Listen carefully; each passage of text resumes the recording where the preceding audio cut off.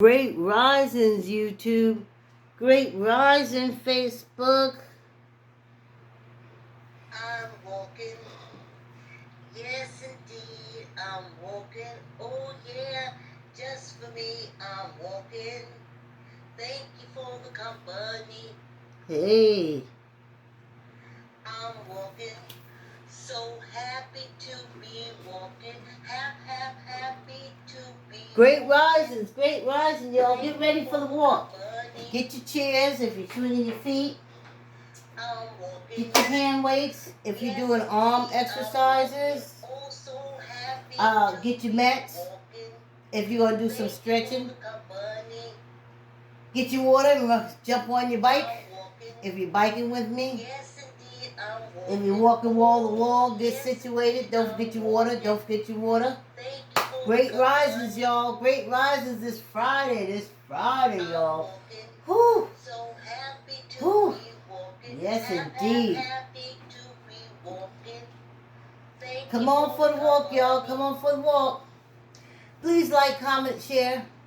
Please like, comment, share. Hit the subscribe button, YouTubers. Thank you. Thank you, YouTubers. Hit the subscribe button. YouTubers, hit the subscribe button. Like, comment, share. Yes, indeed. Let's get ready. Talk about the water. See, here's my water.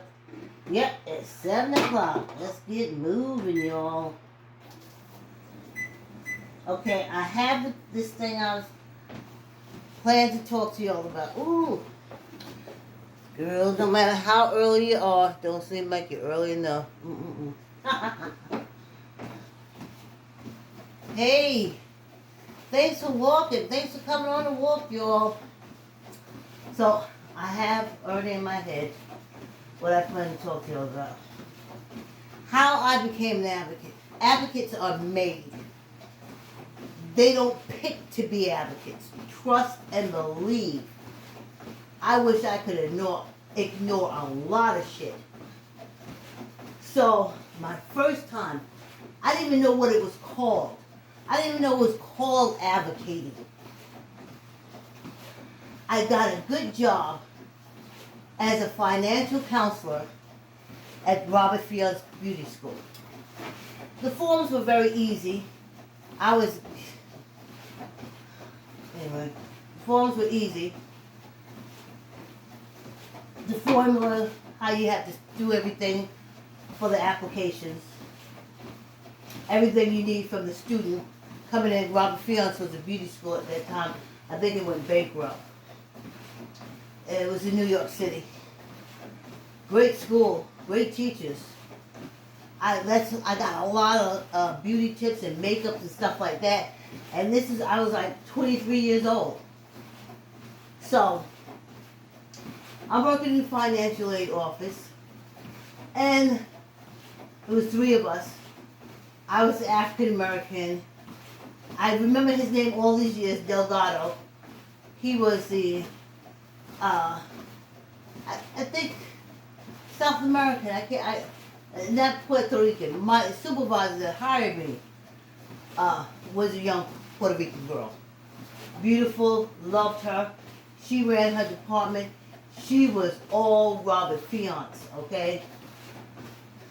God bless her, I'm telling you. That's why I don't understand why Puerto Ricans got problems with us. Never had no problems with Puerto Ricans. Never. Raised with them, East New York. They loved me, I never had a problem. So, this was during a time when people were in shelters. I was living with my daughter in a rooming house because in New York discrimination was really on the rise. They would have apartments with 3 bedrooms, and if you had kids, you couldn't get it. They just wanted adults to move in, so they can have like different salaries. So it was very hard if you had kids to find a place to live. So the shelters were full. This is going back to early 80s. Shelters full. So I'm doing financial aid and students coming in and bringing information. And, you know, you're asking them different things. And over time, it dawns on me like, you know, you sign them up. The salespeople, I found out that if you get the student to stay in the school for 2 months, I think it was, you get your commission. So, if I had any problem, I need any extra documentation or anything like that, you call the salesperson. They would find that person, they would get that person in there. I mean, the salesperson, the highest ranking salesperson was this Cuban woman. She had ebony skin, Peggy Bundy hair. She dripped gold necklaces. She had gold diamonds all over, beautiful gold earrings. And she would go into the shelter and get students for Robert Fiance. Now, I spoke to her because I was like, how can you go in the shelter with all that gold? Aren't you afraid? But she said she was always packing, so I'm going on, and these students are staying, but they're staying for those 2 months, and then they're falling by the wayside because they're in a shelter. They move around a lot. So for those 2 months, they were close enough, and they could get to Robert Fiance to do school. But something after those 2 months, and that salesperson get their commission, inevitably something went wrong. Like, comment, share, y'all. Like, comment, share. Hit the like button, YouTube, and the subscribe bell. We already passed 5 minutes. So, I'm noticing, as I'm calling the students in and we're talking and filling out forms, I said, everybody's in the shelter. But it's dawning on me that maybe that's not a bad thing. Maybe if they get beauty school training, they can do their own business, they can do their own thing, and they can come out of the shelter. That was my reasoning. More and more shelter people are coming in. Where do you live? I'm in such and such shelter. I use that address. I'm getting a little leery now because I'm like, are you really allowed to use a shelter as your permanent address to get a student loan? So, as it's going on, they're dropping out after that 2 months, and for some reason, it's bothering me. Maybe because I was paying for my own student loan. Betsy DeWall and family. Betsy DeWall and family. Paying them. I'm so happy I'm old. I think if I had all this knowledge as a younger person, I would be a mass killer. So I'm glad I'm just so old that I don't have energy for that. So this knowledge, I use it through advocacy, but basically, if I had this knowledge at a younger thing, I would be a very dangerous person. Because it's too much. Anyway, so it starts weighing on me. Vicki, you are helping all these people get $7,000, $10,000 loan. You know they're not completing this year and a half college course. You know it. You're part of the problem. So I'm 23 and I'm saying to myself, how am I part of the problem? So I said, okay. So at that time there was the directors, as always, all the directors are always white, wherever I worked. Back in the 80s, 90s.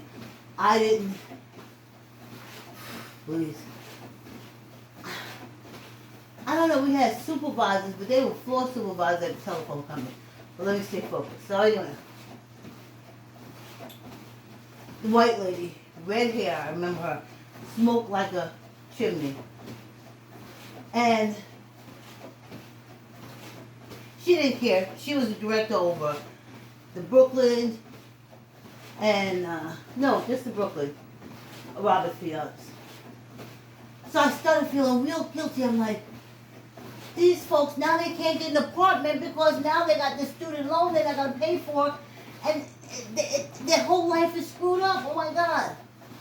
So I said, oh, I'm part of the problem. I'm part of the problem. At 23, I'm part of the problem. I'm part of the problem. So then I said, okay, what I'm going to do is, how can I help this situation? So I looked around Robert Fiance. There was no pictures on the walls, no hairstyles. It was just like white walls. There was no pictures of students, no pictures of students cutting hair, no pictures of beauty shops, like this is what you're aiming for, this is what you can go for. So I sat down and wrote like 3 pages of what we could do to put more, to be a beautician is a goal-oriented. Your goal is to finally be here, like this professional beautician. So let's have some professional beauticians. Let's have some pictures of storefronts of beauty parlors. Something when they come through and they're living in the shelter, they say, that's what I'm going for. I'm going to make my money. I'm going to get my business. I said, okay, for the students, let's have a student of the month. Best attendance students, throw them like $10, $15. They're in a shelter. They sure could use it for the bus. Let's the most creative students, and put all the pictures and stuff on the wall. So I'm talking to my supervisor that's in, I wrote it out and I gave it to her. And I said, this is what I think will keep these, people coming. Even if you move away, if you see your goal is to be like that picture that I see at Robert Fields when I walk in the door every day, that kind of gives you the incentive to keep going. Ciao. So I gave it to my supervisor, and she was so happy. She said, I started feeling the same way. It's like we're putting these people in the shelter and dead. They're not even going to have good credit. They're not going to have any credit.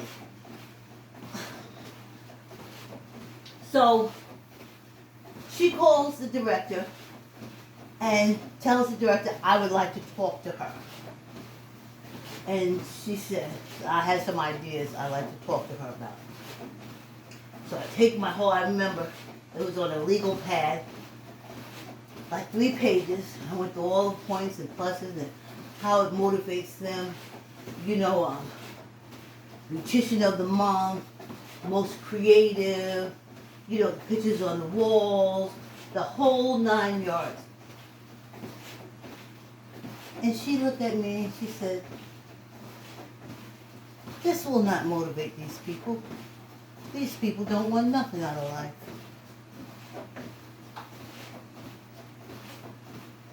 So at 23, I was like,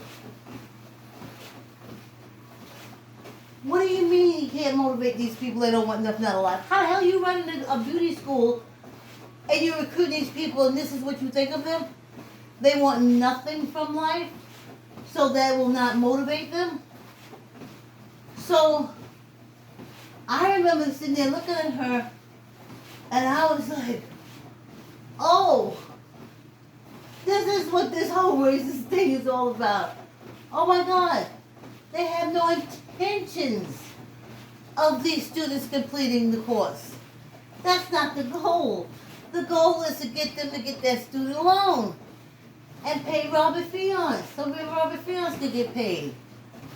That's what it's about. If they learn something along the way, so be it. And why do anything incentive-wise why give them any incentive when you don't care whether they did to learn the trade or not? So I walked back to the financial aid office in like pure shock. I was like, she told me they wasn't worth it. It didn't matter what we did. There wasn't gonna be nothing. So my supervisor looked at me and she said, what? I said, the director told me that this is a waste of time. The students here are never gonna be nothing, never gonna do nothing. So that young Puerto Rican girl, honey, hopped on that phone and called the corporate office.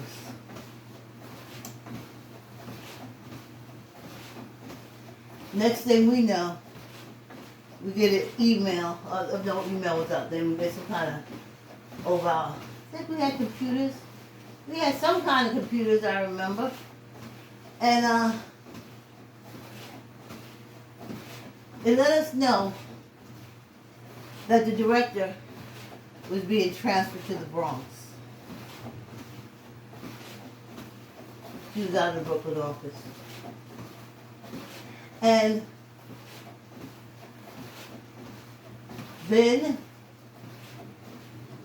my financial aid officer, director, was able to move out. And that little Puerto Rican girl, the pictures all through that place. Years later, when I came back through, and I looked and saw the awards, it was everything like I had laid it out. I never got any credit for it. I don't. That's another thing about advocating. You don't get nothing from it except the ability to sleep at night. Oh, we way past the 15 minutes. Don't start me to tell no stories. Hey, y'all. Yes, yes, yes. I like to say yes. Yes, yes, yes, yes, yes. Yes, yes, yes, yes, yes. Yes, yes, yes. I like to say yes. You would order from Barnes & Noble, Amway. I'm going to have to get a new book from upstairs. And Archway Publishing. Whoo, y'all drink some water. Hey, my Joni.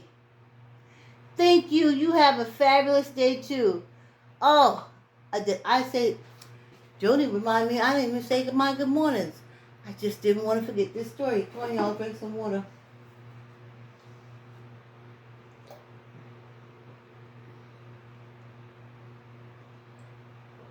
I didn't say great risings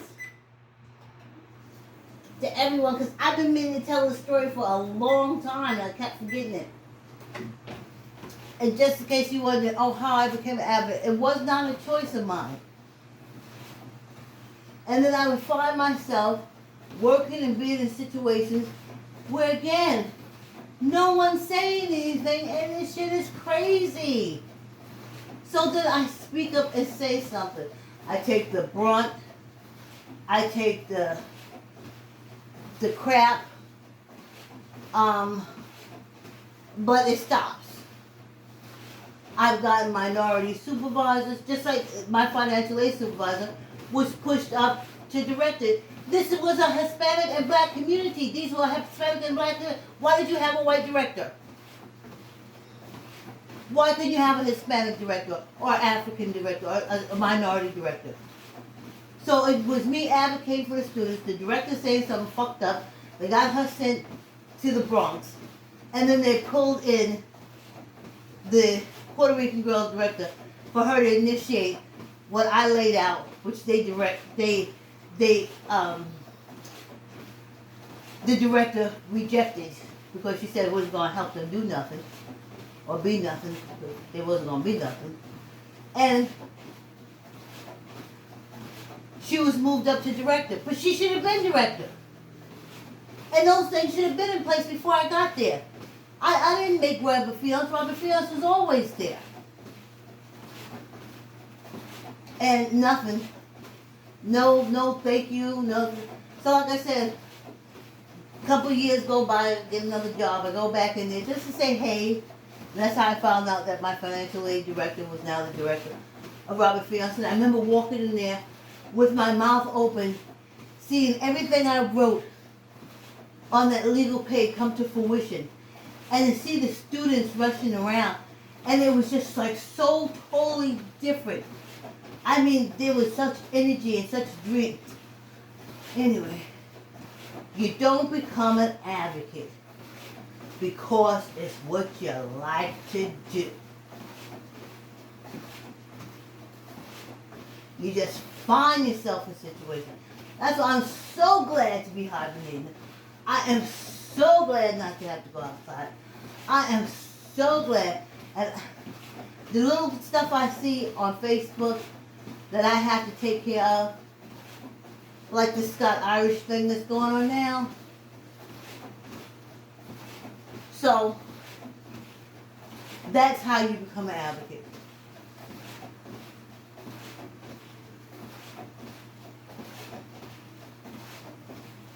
Great risings, Diane. Great rising, my Jones. Great risings, Canada. Great risings, Mary Loretta. My Normie. My little Normie. My Normie. Normie's, oh. I've been Normie, she ran a daycare since, a summer camp. And I'm telling you, true grit and determination. She had the time. I think she was on sick leave or something like that. But people were searching for summer camps. Searching. And I know I was, because the little boy I was mentoring, he had to find, you know, a summer program. And I went there, and she was an Allen Memorial, Allen something in the basement. She was a one-man band. And of course, in between my working gigs or whatever, I was right there to help her. She, totally awesome. Just a straight up. As all like my Jones. One of my Jones, a teacher in the Board of Education in New York City for years. 4 years. And she still does things to help people. That's how my friends are. We all advocates, we come together. We just find each other. We just find each other. Because it's a good cause to help humanity, doing a good deed. And we just find one another. And that is the beautiful part about it. And they can all tell you, I didn't sign up for it, it happened. I didn't ask them to go to the shelter and put these people in debt and don't give them a dream or nothing. Just literally come and shake them down, and I'm not supposed to say nothing. Oh, anyway. I'm walking, y'all. Friday.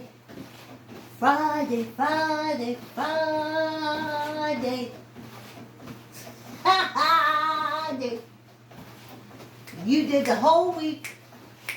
I did the whole week. We did the whole week.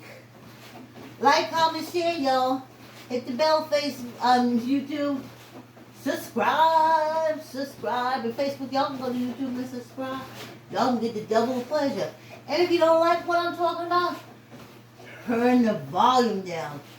Just watch me walk and flail my arms and laugh.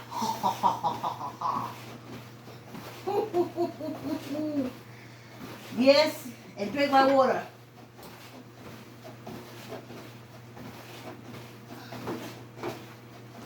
Great risings.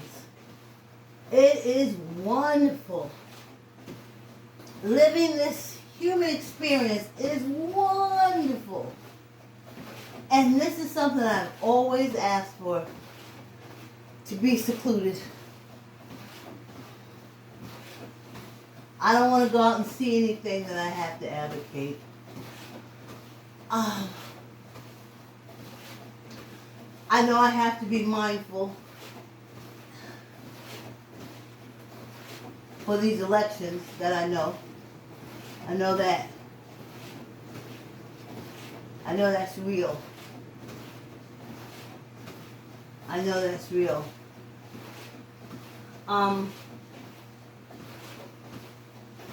But other than that, yeah, I'm into 2023. As my daughter said, as another strain come out, we thought another year. No. It's not by my choice. That's what makes it so beautiful. I don't have to advocate for teens and adults and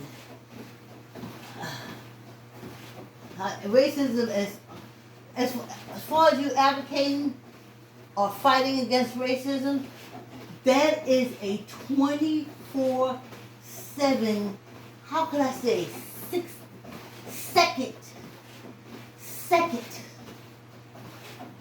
every second, someone is being racially, I want to say, attacked, racially stopped from doing things, held back, oppressed, lied on, misinformation on, called names, spit on, noose tied up,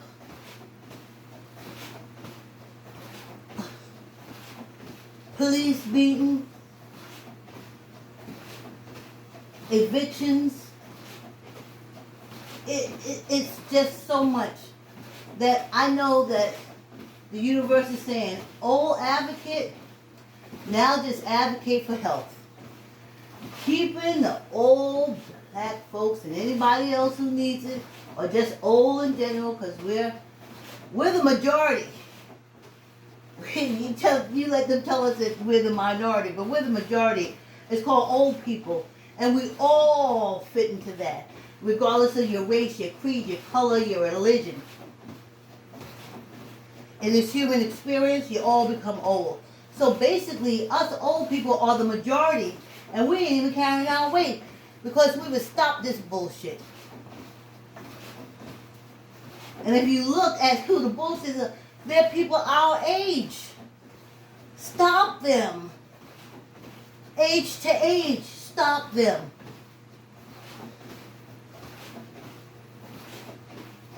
Old boogers in the U.S. Capitol. Old hateful boogers. We're the majority. It's called old people. We're the majority.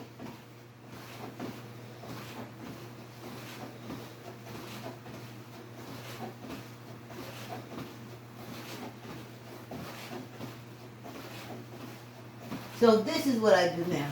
They say, okay, old soldier, advocate for good health, advocate for movement every day, and we'll let you stay in your little cocoon because we know where you are and you're right there. We got other advocates. We got stronger ones out there. We got a whole Black Lives Matter. You didn't have a whole Black Lives Matter. I didn't have a whole Black Lives Matter. All we had was Al Sharpton. Let's do some fingers. So we got a whole Black Lives Matter. We got so many advocates of so many nationality and races.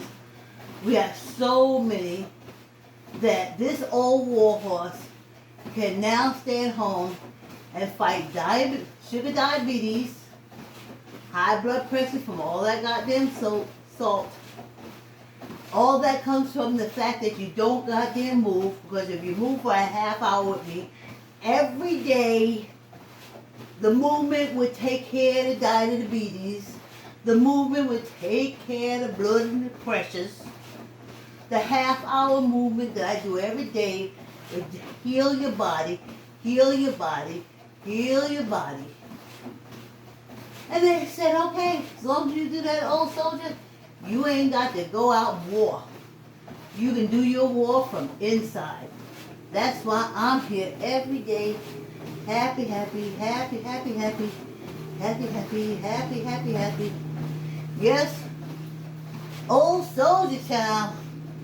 Old soldier. Let's grab that weight. Is they mowing lawns this morning? Is they mowing lawns through my life? Tuck in your elbow. Better hurry up before y'all can still hear me.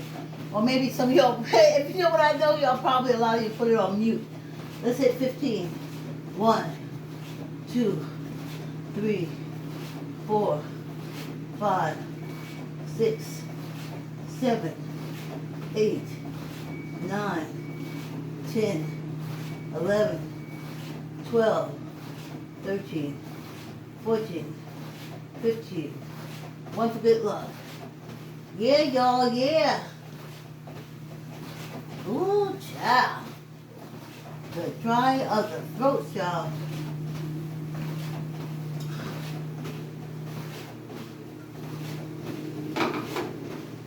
The drying of the throat, y'all. Come on, tuck in your elbow. Squeeze your gut. 15, y'all.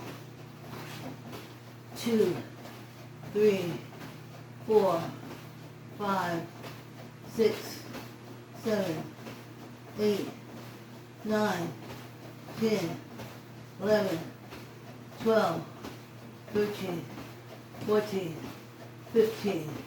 One for good luck. Hey, hey. We did it a whole week. Wait a minute. I'm back tomorrow. And Miss Vicky's gonna, Miss Vicky, the preschool teacher, she's gonna open us up for our walk for 5 minutes, talking about the book I Like to Say Yes and why it's so important. And of course, you can get I Like to Say Yes from Barnes & Noble, Amazon, and Archway Publishing. Yes, indeed. I'm walking. Yes, indeed. I'm walking. If you walk this week, Yeah, you just did for me, 2.5 I'm hours. walking. Give yourself a hand, y'all. I'm walking. So happy to be walking. Happy to be walking. Thank you for the company. I'm walking. Yes, indeed, I'm walking. Oh, so happy to be walking. Thank you for the company. So, now you know how an advocate is made. I'm walking. Yes, indeed, I'm Don't wake up in the morning walking. saying I gotta go out here and fight Yes, these indeed, races. I'm walking. Trust me, it's not a Thank you choice. for the company. I know it's not a choice I made.